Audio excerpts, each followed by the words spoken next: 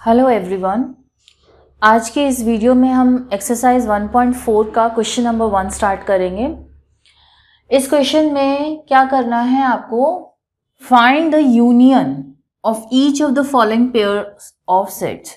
आपको नीचे जो है पेयर ऑफ सेट्स गिवन है, 2 सेट्स गिवन है, उसका यूनियन निकालना है। नाउ यूनियन का सिंबल क्या होता है?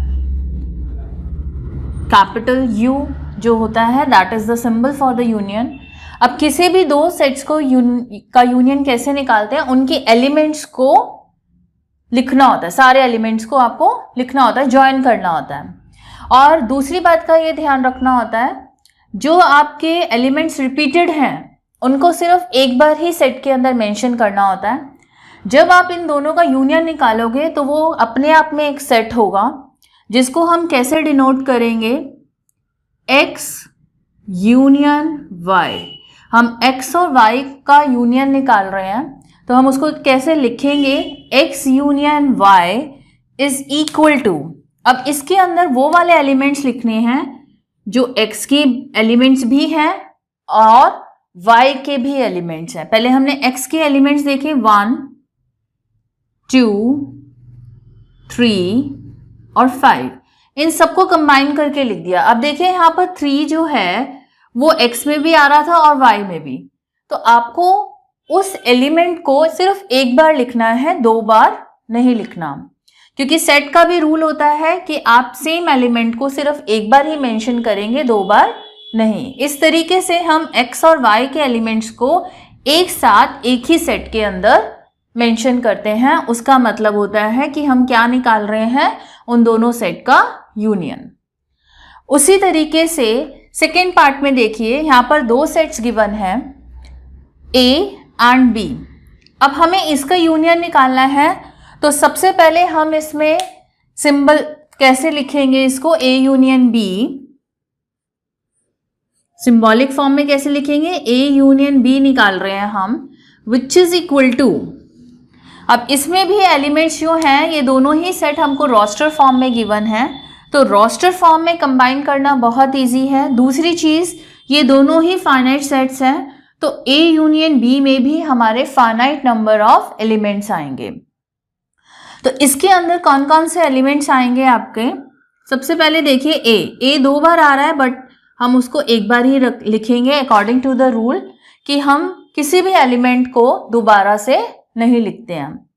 तो हमने A लिख दिया, then B, then C, then E, I, O and U। यहाँ पर A 2 बार रिपीट हो रहा था तो उसको एक बार लिखा, और इसके अंदर सारे के सारे जितने A के अंदर एलिमेंट्स है वो सारे आ गए, जितने B के अंदर एलिमेंट्स है वो भी सारे आ गए। तो दोनों के एलिमेंट्स को मिलाकर हमको एक सेट में लिखना होता है। Now see the third part. Third part में आपके पास दोनों ही सेट बिल्डर फॉर्म में गिवन है, तो हमारी कोशिश रहती है कि हम सेट बिल्डर फॉर्म में ही आंसर निकालें। सबसे पहले इसको रोस्टर फॉर्म में अगर हम देखते हैं, A क्या है आपका? A is a set of all X such that X is a natural number. इन हर चीज पर आपको ध्यान देना है, natural numbers. Then ask yourself, अपने आप से पूछो कि नेचुरल नंबर्स क्या होते हैं? दैट स्टार्ट्स फ्रॉम 1, जो 1 से स्टार्ट होते हैं, एंड मल्टीपल ऑफ 3। ये दोनों कंडीशन को सेटिस्फाई करने वाले कौन से नंबर है? एक तो नेचुरल नंबर होने चाहिए और मल्टीपल ऑफ 3 होने चाहिए। तो हम इसको कैसे लिखेंगे? अगर हम इसको रोस्टर फॉर्म में इसको मेंशन करते हैं, तो इसके अंदर कौन कौन से एलिमेंट्स आएंगे? 3, 6, 9, 12 एंड सो ऑन। हमारा सबसे पहले इनफाइनाइट सेट आएगा, दूसरी चीज 3 के मल्टीपल्स आएंगे। नाउ B सेट क्या है? B is a set of all X such that X is a natural number again and less than 6। अब वो कौन से नंबर है जो 6 से कम है और नेचुरल नंबर्स हैं? That you know, 1, 2, 3, 4 and 5। 6 नहीं लेंगे क्योंकि इन्होंने यहाँ पर मेंशन किया है less than 6, not equal to 6।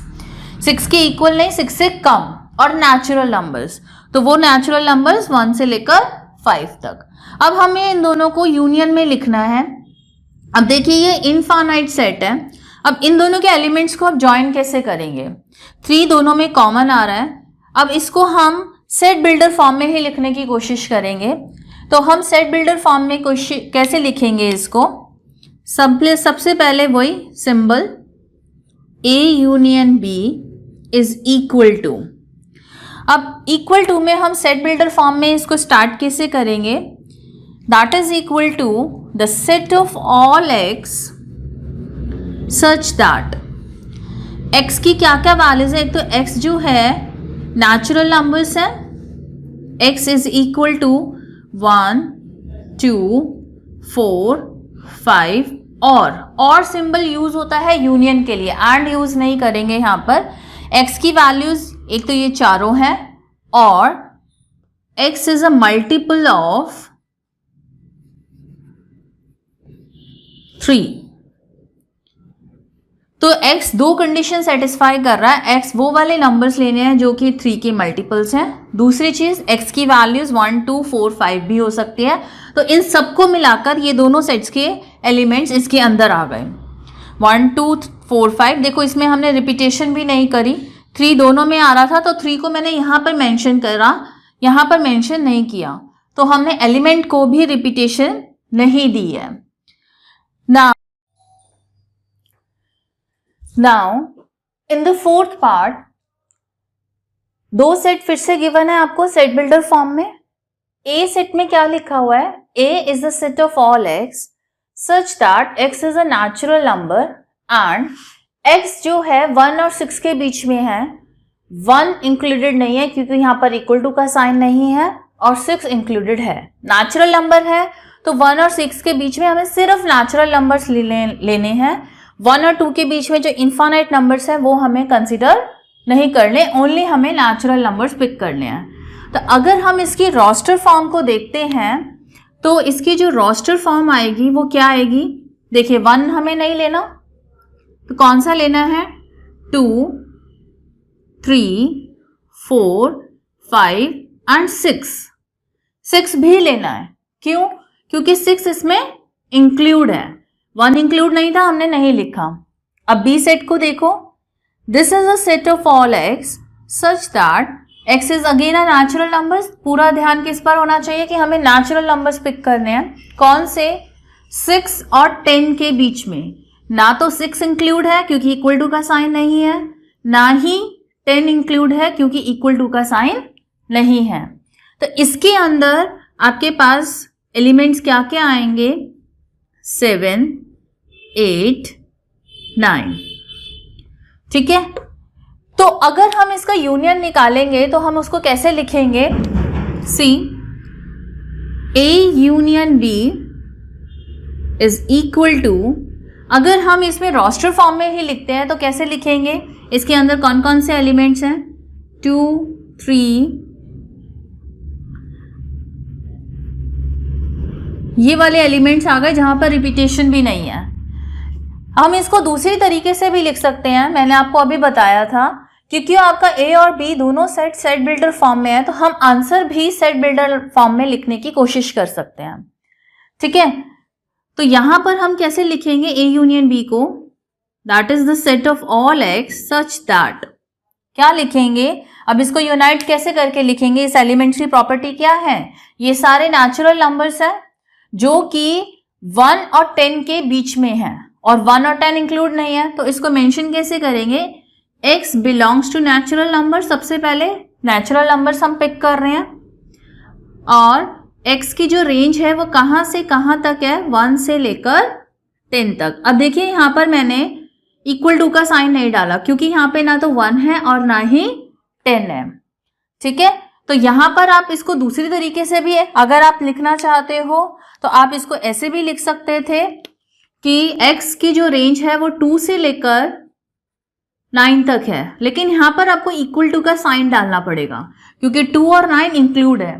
तो दोनों ही तरीके बिल्कुल सही हैं आपके। ठीक है, नाउ फिफ्थ पार्ट देखेंगे।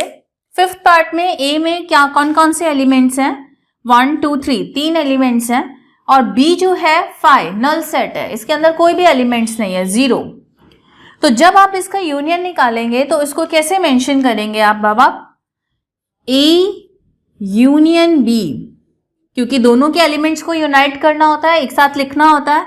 तो कैसे लिखेंगे? हमने ए के एलिमेंट्स लिख दिए 1 2 3, बट जब बी में है ही नहीं कुछ एलिमेंट्स तो हम उसको कुछ भी नहीं लिखेंगे।